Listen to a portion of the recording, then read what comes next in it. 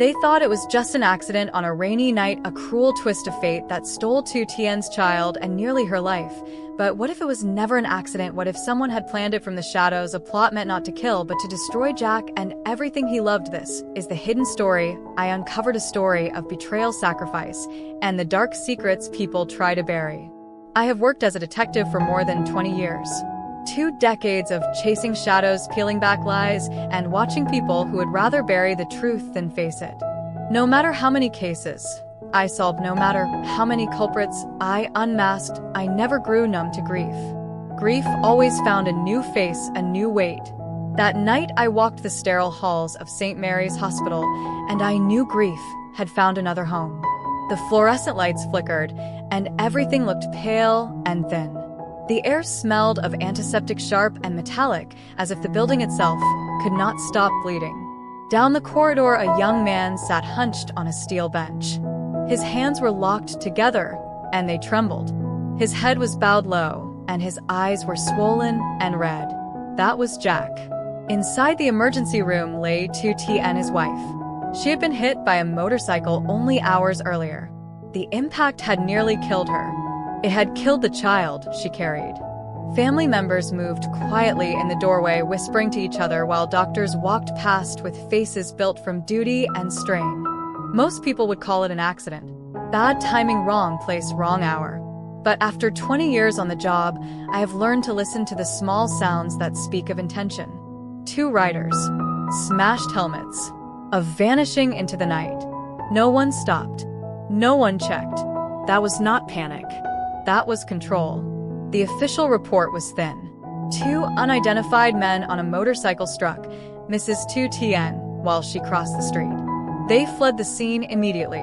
The victims sustained multiple injuries. The unborn child did not survive. Clinical lines that read like statements, not farewells. Something smelled rotten between those sentences. My instincts itched. Why 2 men? Why not a reckless driver alone? Why leave without a trace? Why not feign shock and call for help? These are the things a careful planner does not forget. I watched Jack and his mother in the waiting area. The woman said prayers over and over like she could stitch life back together with words. Jack sat with his hands clasped as if he could hold his world in his palms. Later, when night wrapped the ward, I slipped back into the room after visiting hours had ended. Jack was asleep in a chair by the bed, his head drooped forward, his fingers still lightly holding Tu Tien's weak hand. She turned slowly, with the effort to look at me. Her eyes were glazed like the sea after a storm. She whispered that she did not know me, and then she said that what happened was not an accident. She would not say more. Silence became a kind of confession. I did not press her. Some wounds need time to name themselves. The next morning, I walked the scene. The road was narrow with small shops all closed for the day. The locals pointed at the corner and lowered their voices as if the street carried curses. The asphalt bore faint skid marks that curved in a way which suggested the motorcycle had not lost control. The line of travel aimed toward the pedestrian strip, with a small sharp swerve right at the spot where the couple crossed. Too precise for chance.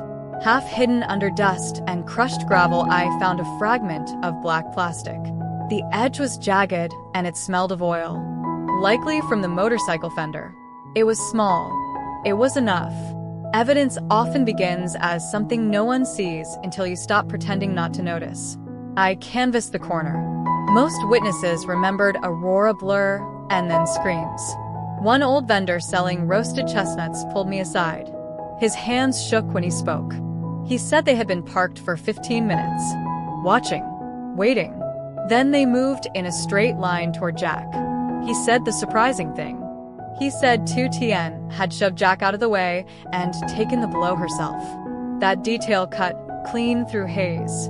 If the vendor told the truth, then the target had been Jack, not Tu Tien. Her act was not the cause of the crash. It was the reason Jack lived. Back in my office, I laid out the broken fragment, the vendor's words, the thin report, and the hollow look on Jack's face. Why target him? I asked myself. Who would want him gone? The city keeps many kinds of score, but not every score ends in death. I began to pull at threads. Records, business, filings, old partnerships. Jack was not a man of great wealth, but he had been ambitious. 2 years earlier, he had invested in a construction project with a man named Tran Hao. The project collapsed. Tran Hao was left nearly bankrupt while Jack had managed to withdraw his shares at the last minute. People who lose everything do not forget the names of those who prospered when they fell. Hao had motive.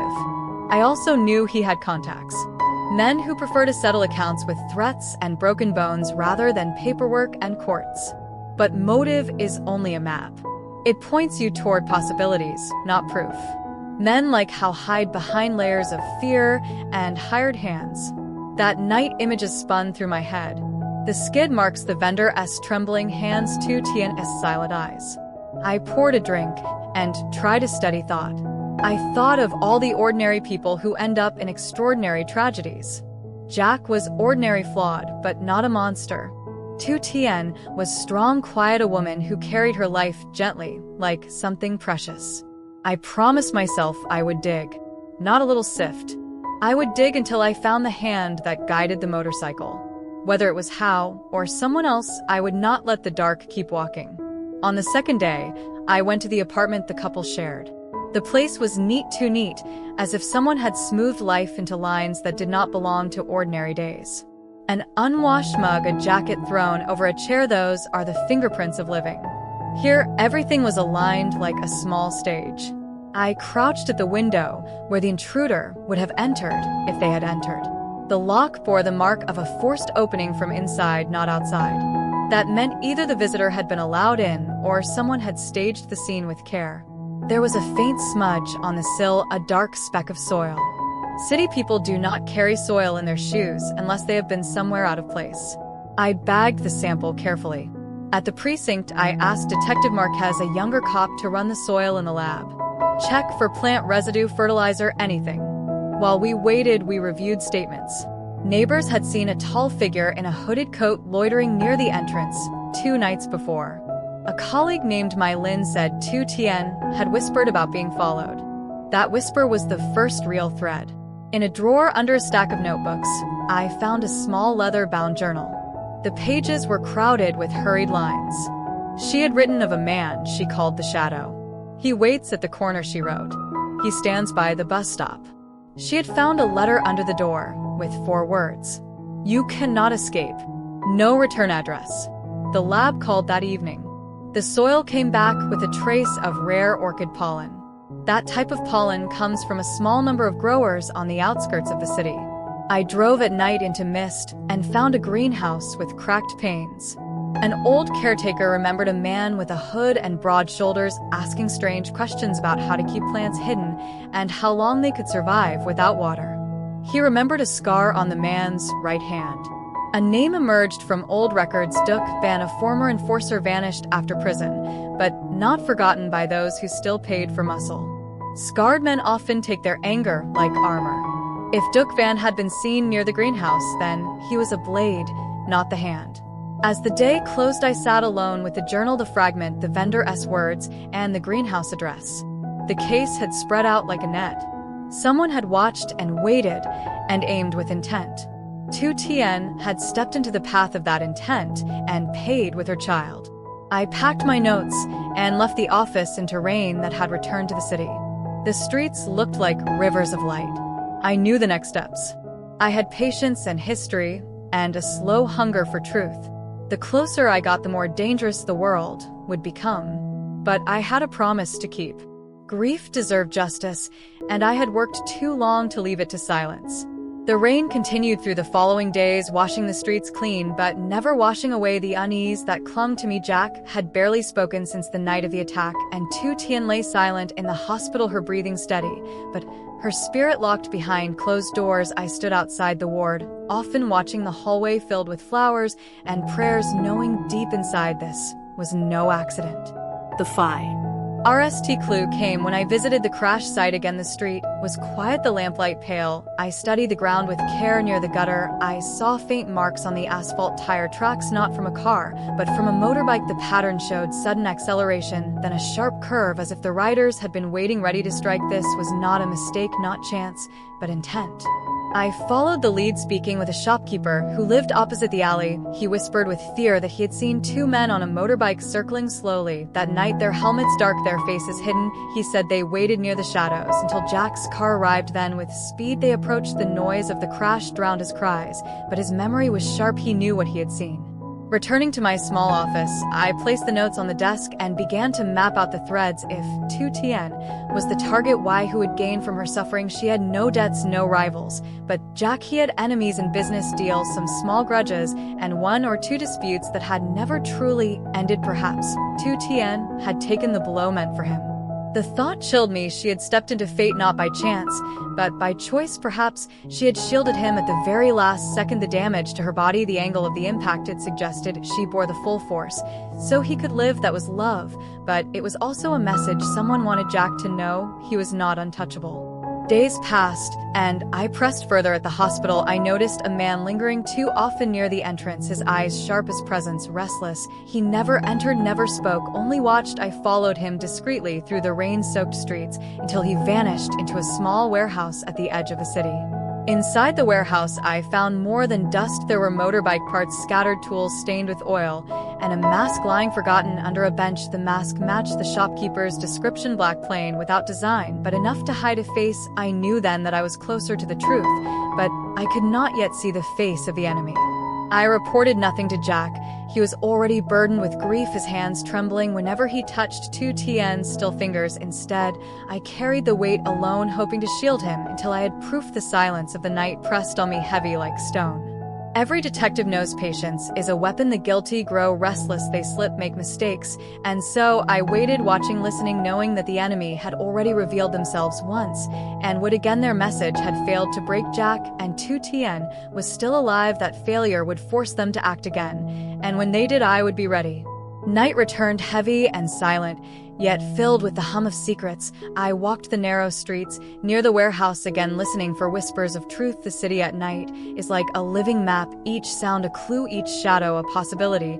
And in that darkness, I felt the presence of eyes unseen watching me from corners I could not reach.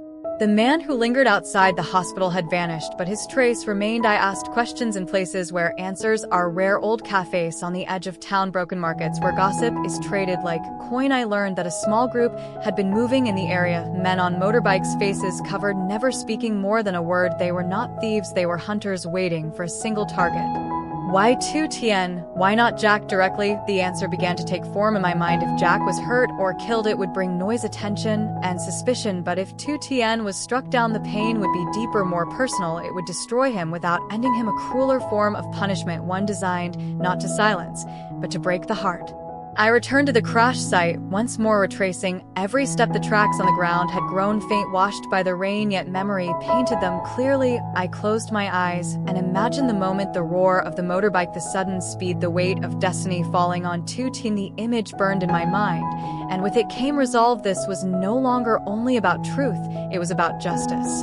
At dawn, I visited the police station and spoke with an old colleague, Officer Min. He knew my years in the field, my instincts. He listened as I laid out the clues, the circling motorbike, the masked men, the warehouse with the parts. He nodded, but his eyes carried doubt. Without solid proof, he could not move the law, yet he told me to keep watching for the mistake that would bring the guilty into light.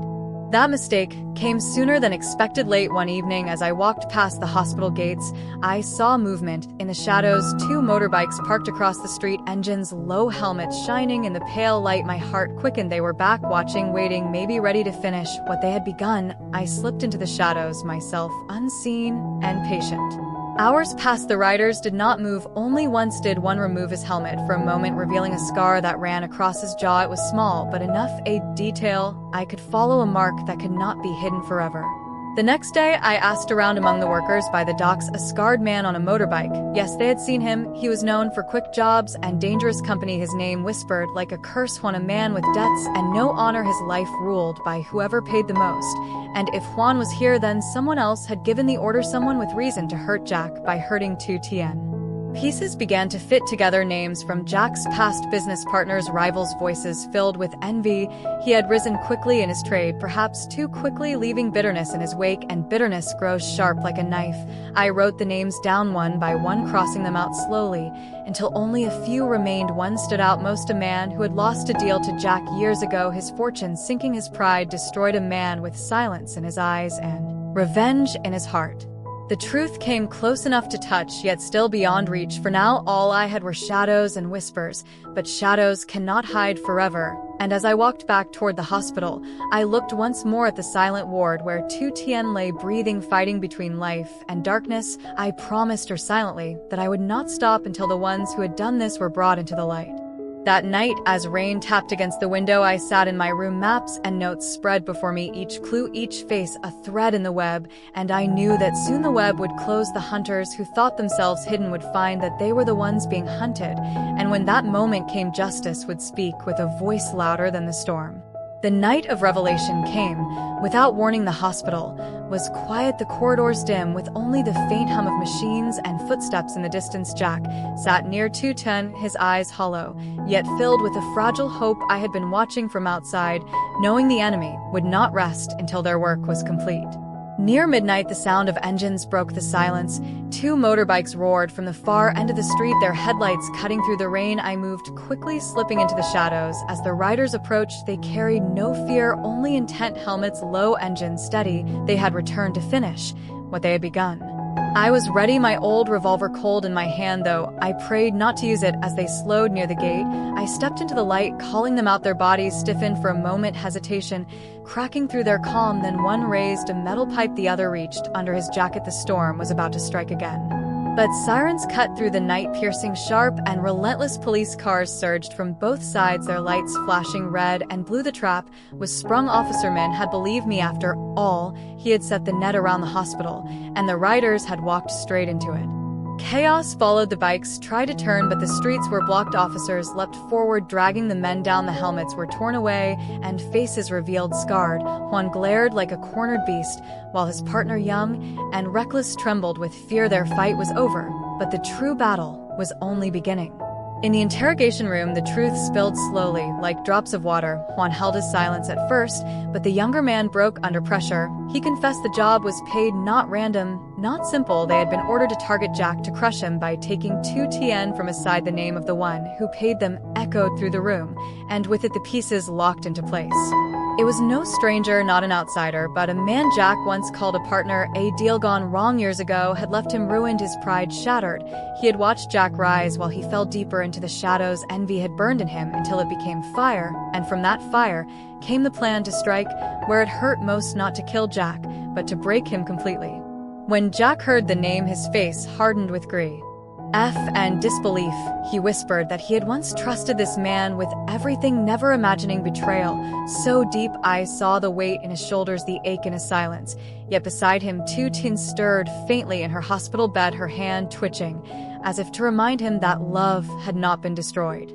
The case closed slowly, with evidence gathered and charges laid. The riders would face judgment, and the mastermind would no longer hide behind wealth or influence. Justice, though late, had come at last. Standing outside the hospital one final time, I felt the storm ease, the rain lifting to reveal a quiet dawn. Jack stepped out, his eyes tired, yet alive. He thanked me not with words, but with a look that carried both sorrow and strength. He would carry scars, yes, but he would also carry the memory of Tu Tien's sacrifice, not as an end, but as a reason to continue.